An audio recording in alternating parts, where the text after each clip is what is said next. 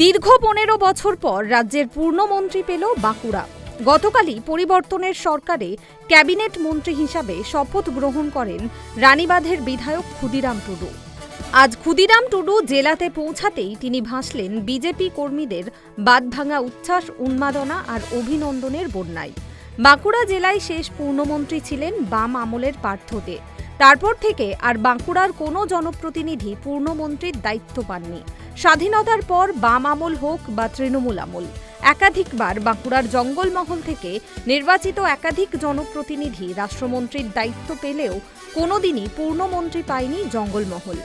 অতীতের সেই রেকর্ড ভেঙে প্রায় 1.5 দশক পর যেমন বাঁকুড়ার ভাগ্যে জুটেছে পূর্ণমন্ত্রী, তেমনি বাঁকুড়ার জঙ্গলমহলে প্রথমবারের জন্য পূর্ণমন্ত্রী হয়েছেন ক্ষুদিরাম টুডু।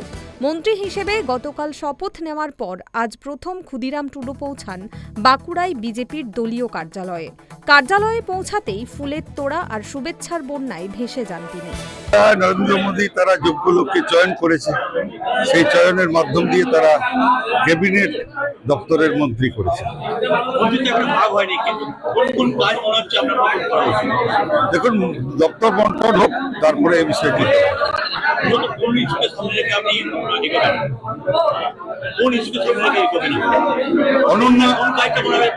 অনুন্নয়ন, জঙ্গলমহলের যেটা উন্নয়ন হয়নি এবং যেগুলো হচ্ছে আপনার আদিবাসীদের হোস্টেল বন্ধ হয়েছে, ফেক এসটি সার্টিফিকেট মানে রমরমা হয়েছে পশ্চিমবাংলার বুকে, যেখানে পানীয় জলের সমস্যা জঙ্গলমহলে রয়েছে, রাস্তার সমস্যা, হসপিটালগুলোতে ডাক্তার নেই, স্কুলের শিক্ষক নেই, এই মানে ফার্স্ট টাইম এই সমস্যাগুলো নিয়ে আমরা এগোবো।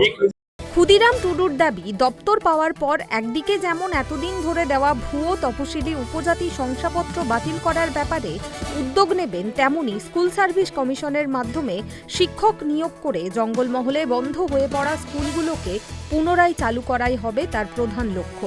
এছাড়াও পানীয় জল, রাস্তাঘাট সহ জঙ্গলমহলের পরিকাঠামো উন্নয়নেও বিশেষ পদক্ষেপ করা হবে বলে প্রতিশ্রুতি দিয়েছেন নবনির্বাচিত বিধায়ক।